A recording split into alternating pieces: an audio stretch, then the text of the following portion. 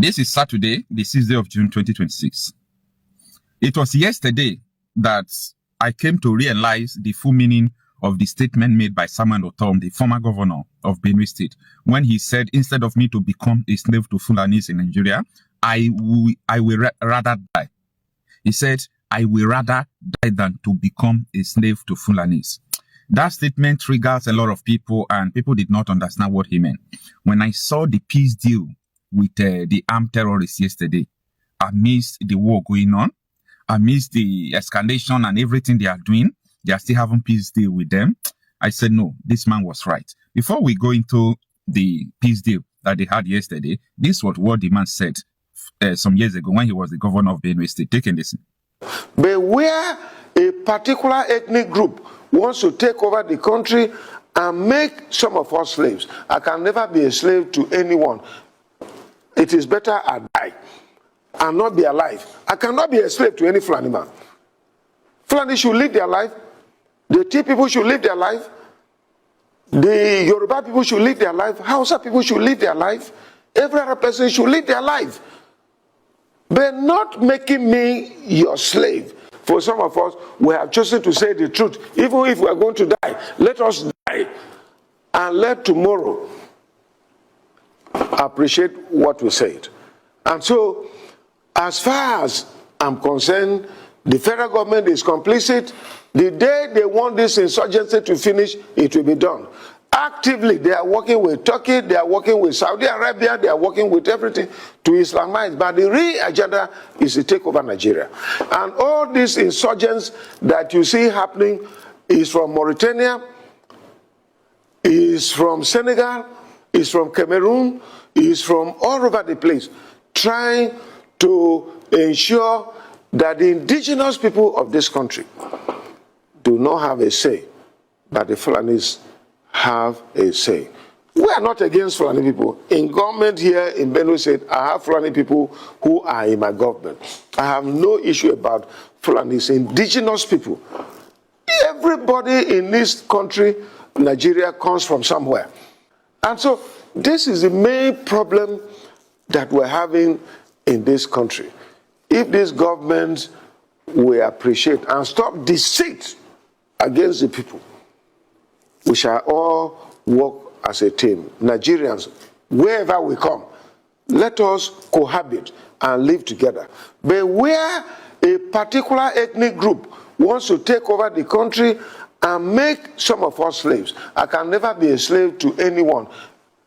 It is better I die and not be alive. I cannot be a slave to any Fulani man. Fulani should live their life. The Tea people should live their life. The Yoruba people should live their life. Hausa people should live their life.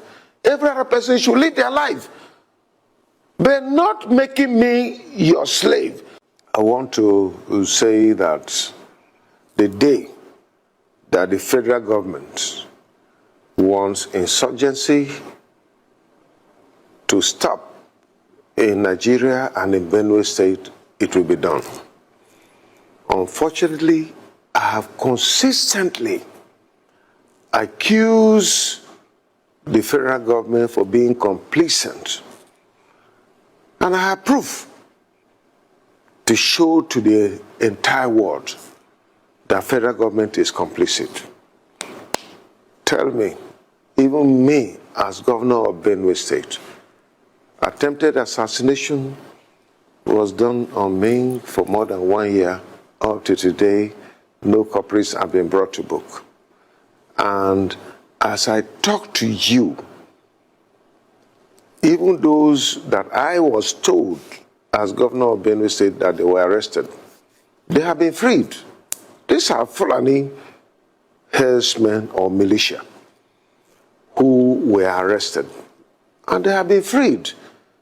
The person they are prosecuting is my cousin and a Jukun fisherman who had no link with what happened to me when I was attacked more than 1 year ago.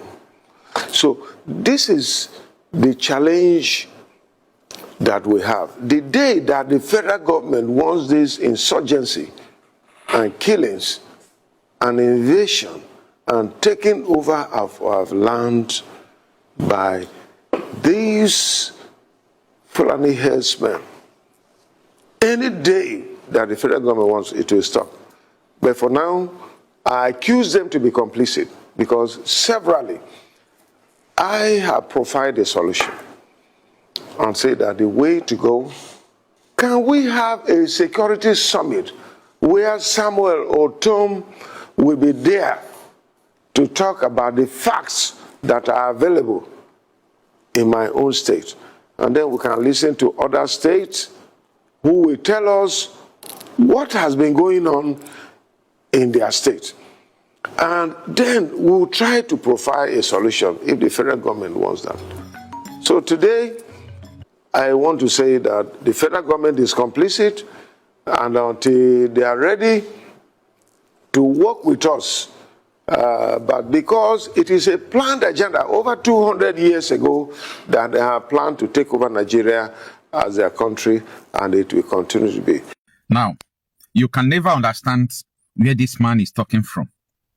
The Fulanis during Buhari's regime, imagine they sent Otom a document. The document is still with Otom up to today. They sent him a document showing their strategy on how to capture Nigeria, showing him that you are just wasting your time trying to challenge us. We are going to take over Nigeria. Thank God Otom is still alive till today. You know, when I'm saying something, I like to say something with evidence. Otom still have the evidence. I mean, how would I put it now? The program, how they stipulated it on how to capture Nigeria, Otom still have it till today. And he's still alive. So, I want people to understand what is going on. You see, peace deal. I want you to watch this video now ahead of this clip. Peace deal is an art of war. I have explained all these things to you that it is a principle of war. So when you see them having peace deal, why didn't they collect anti-aircraft gun AK-47 from them? No, they didn't. They came with it. DSS was there. The military was there. Police was there. Local government chairman was there. Then they still allowed the terrorists to go. This was just yesterday. This was yesterday. Nigeria is at war. This is a war to conquer Nigeria. This is a very big war. A very big war. So, take a look.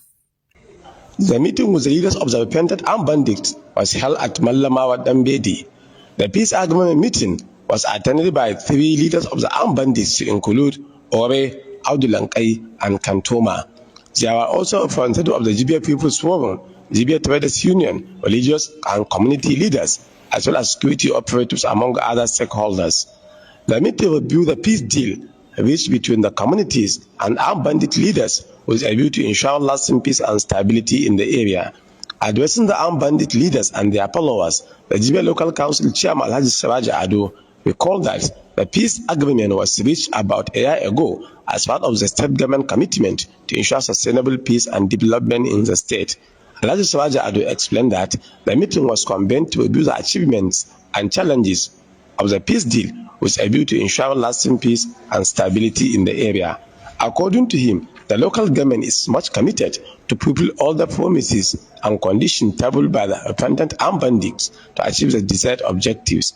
Alhaji Siraja Ado maintained that the local council on its part fulfilled most of the requests forwarded by the armed bandits leaders, such as the renovation of some health facilities, provision of 5-number motorcycles, as well as the release of some of their members, among other requests.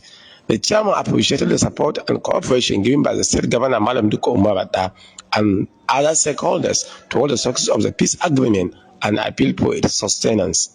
One of the members of the delegation, Madam Ibrahim Sabi Ujibia, who highlighted the relevance of the peace deal and its position in Islam, enjoined all the parties to respect the agreement for lasting peace and sustainable development. Madam Ibrahim Sabi Ujibia informed the leaders of the armed bandits on some of the challenges being encountered and called on them to take appropriate measures to maintain the existing peace.